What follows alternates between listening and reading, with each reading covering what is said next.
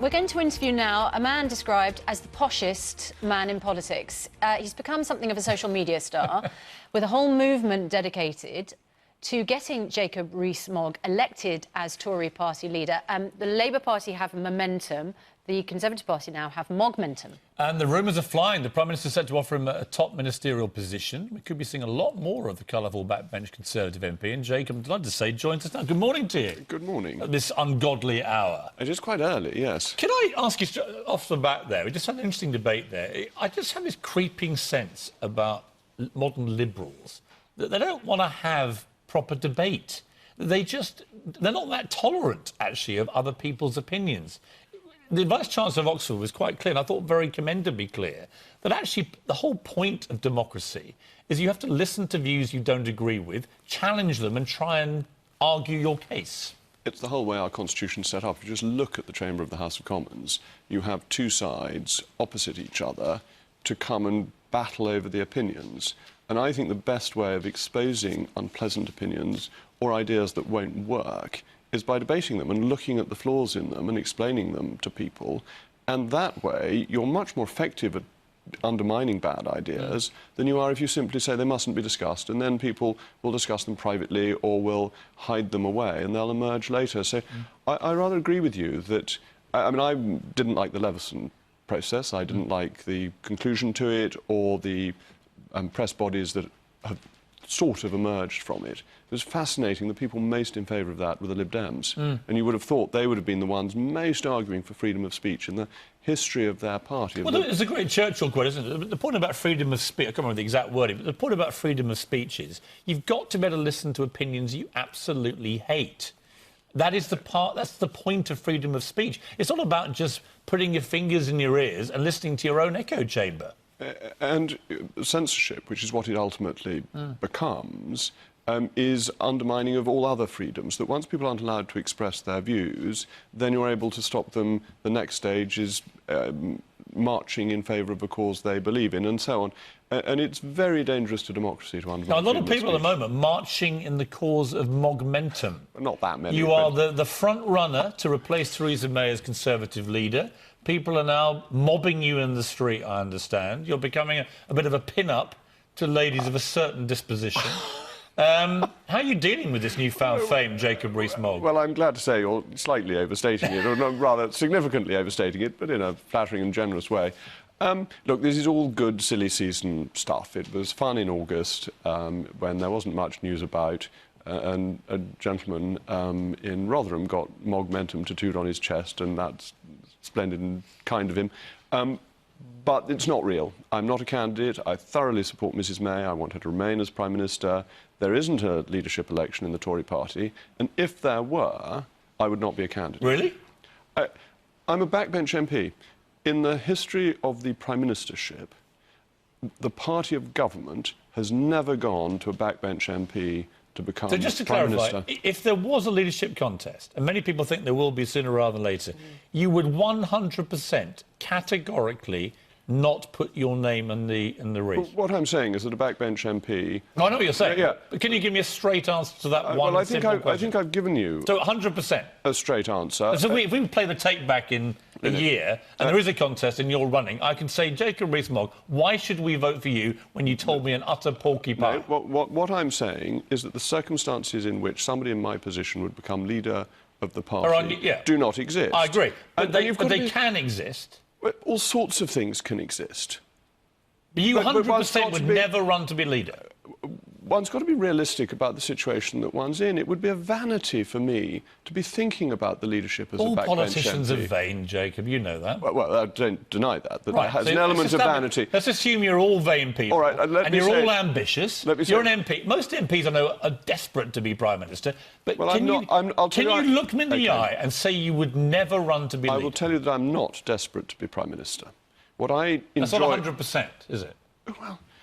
It's 99.9%. That's fine. That is wriggle room. Well, I don't want wriggle room particularly. I just want to be realistic and sensible about this. But the realistic thing, if you don't mind me jumping in, the realistic situation is Theresa May, many people feel, is a dead woman walking as Prime Minister, that she was terminally damaged by the recent election, which was pretty much a disaster for the Conservatives. and that whatever happens, she will be leaving before the next election, and the Tories will need another leader. I realise this is all hypothetical, but I also realise that because of this sentiment that's out there, your name has now become centre stage as somebody that actually the public perceive to be a character that they can buy into as a potential leader. I don't think that they do buy into me as a potential leader, as it happens, though it's very flattering that there is this current speculation, but I don't think that's real. I also think the Prime Minister's position is stronger than you suggest. I think her authority has been rebuilding since the election result, and politics does change. When the election was called, most commentators thought that this was going to be the curtain call for Jeremy Corbyn, that the Labour Party was going to do so badly that even with the support of Momentum, he would not be able to remain leader of the party. A few months later, he's top of the pops. He's the strongest political leader in the country.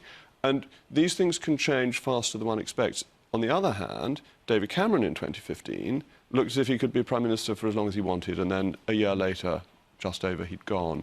So I wouldn't assume that what it looks like now, or looked like a couple of months ago, is how it will continue. Can we just, if you stood as leader, and if you became Prime Minister, can we just find out what sort of country that would be as a result, and your beliefs on things? You're a Brexiteer, yes, aren't you?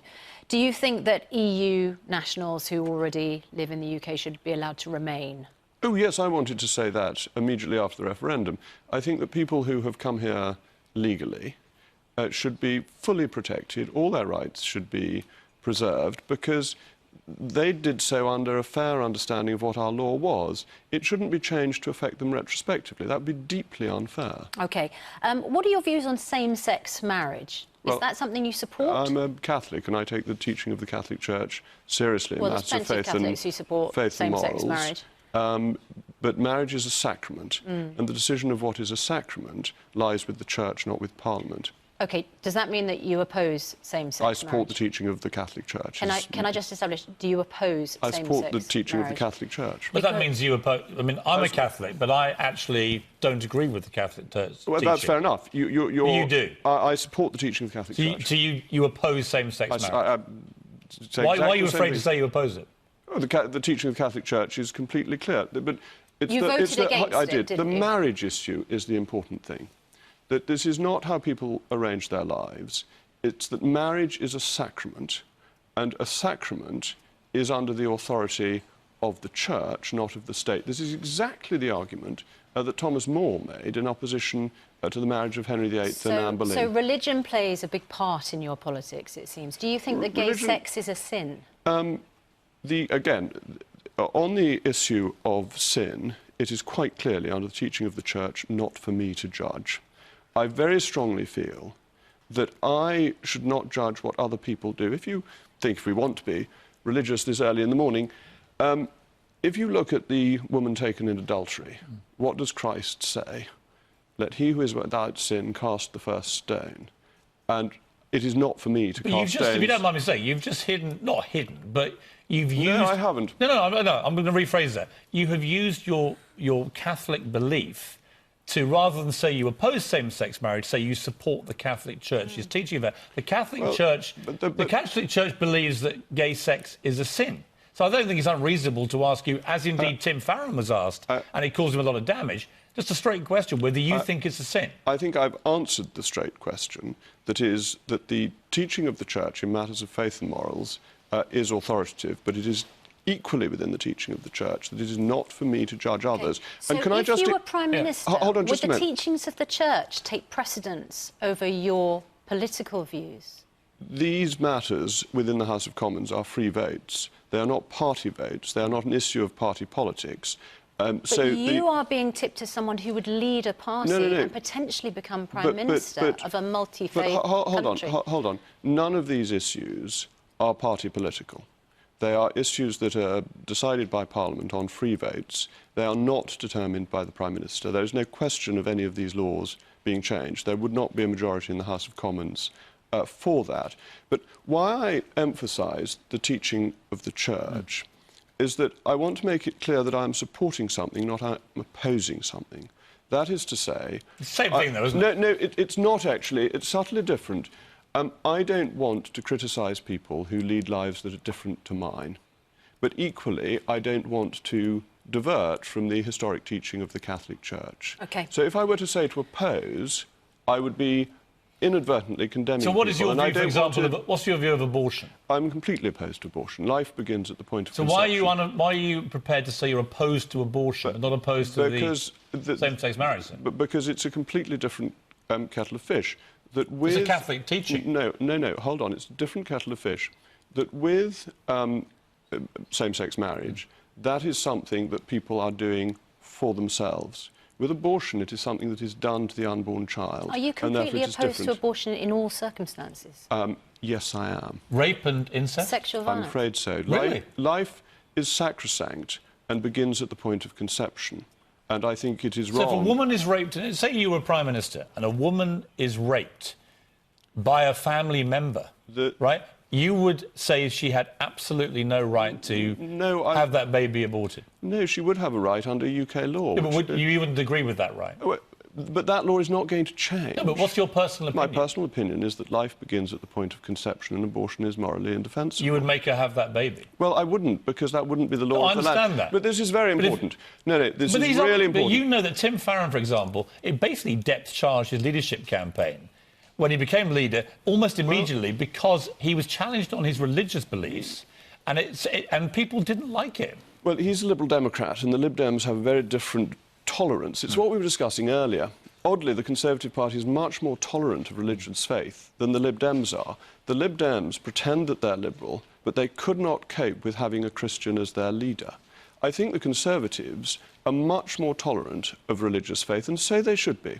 It's all very well to say we live in a multicultural country until you're a Christian, until you hold the traditional views of the Catholic Church. And that seems to me fundamentally wrong. People are entitled to hold these views, but also the democratic majority is entitled to have the laws of the land as they are, which do not go with the teaching of the Catholic Church and will not go with the teaching of the Catholic Church. Unfortunately, there we must leave it. But it's fascinating getting to know you, Jacob Rees-Mogg. You're going to get a lot more of this now, I thought we were going to talk about Brexit, but there we go. You know what? We come back. Let's talk again about Brexit. You've become now a fascinating political figure in this country, and you are going to get challenged a lot on your personal views, and it's interesting to hear them. I'm very happy to be challenged on my views and to be a loyal son of the Catholic Church, a loyal Conservative and a loyal subject of Her Majesty.